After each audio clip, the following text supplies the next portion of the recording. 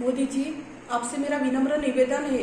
जब पीएम के चुनाव थे, मैंने सारे समाज से, मेरे घर वालों से लड़के आपका साथ दिया, आपको वोट किया। जो आपके खिलाफ थे उनसे आर्गुमेंट करें, क्योंकि आपने कहा था आप अच्छे दिन लाएंगे, और मुझे पूरा भरोसा था अब अच्छे दिन आएंगे। आपके भाषणों में मुझे सच्चाई दिख रही थी। आप जब जीत के आए, सबसे ज्यादा खुशी मुझे हुई।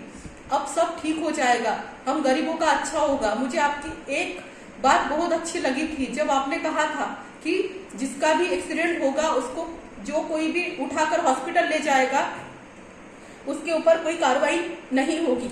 मेरा भरोसा आपके ऊपर दोगुना हो गया। पर ये क्या हो गया, पर ये क्या कर दिया आपने मोदी जी? आपने कहा हर घर में दिए जलाओ, कोरोना भग जाएगा, हमने दिए जलाए। आपने कहा थाली बजाओ, कोरोना भग जाएगा, हमने थाली बजाई। आपने कहा घंटी बजाओ, कोरोना भग जाएगा, हमने घंटी बजाई। आपने कहा मोबाइल का लाइट जलाओ, कोरोना भग जाएगा, हमने वो भी किया। और क्या क्या करे मोदी जी, मैंने आपको वोट दिया, मेरे सारे परिवार, सारे मोहल्ले से लड़ाई की। जो आपके खिलाफ बोलते थे, मैं उनसे लड़ती थी। आज मेरा पूरा हक बनता है, मैं आपसे पूछूं, क्या यही अच्छे दिन है मोदी जी? मोदी जी, धरने पे बैठे हुए 50 किसान मारे गए कोरोना में। रोज अनगिनत लोग मर रहे हैं, जिसकी कोई गिनती नहीं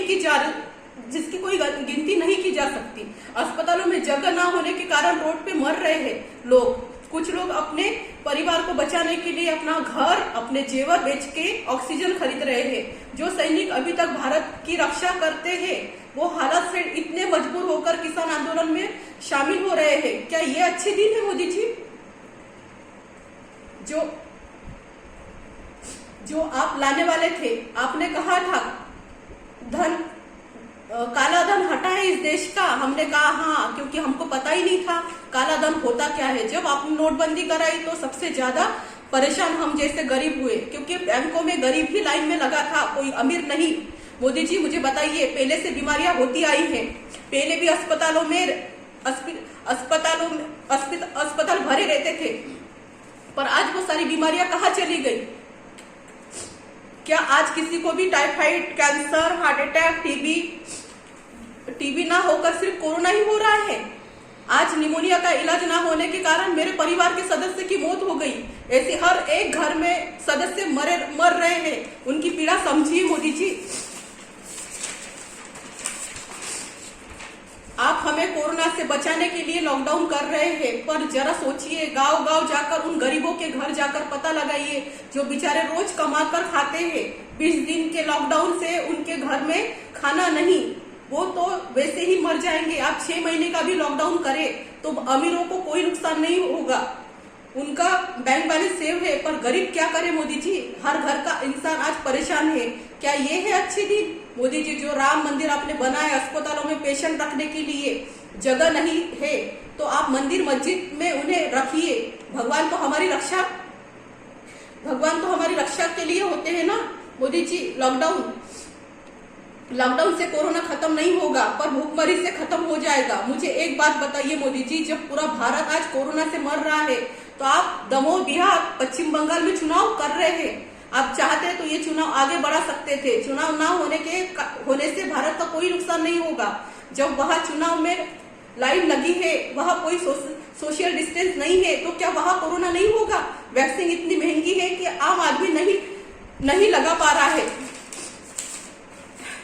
मैं जब ट्रेन से जा रही थी, तब ट्रेन में कुछ लोग कांग्रेस बीजेपी की बातें कर रहे थे।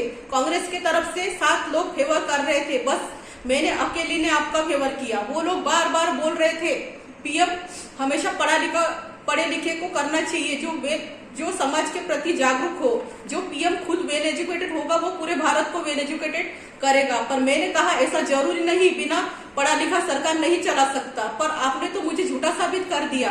सच में बिना पढ़ा लिखा सरकार नहीं चला सकता। उसको तो पता ही नहीं कि सरकार कैसे चलाए।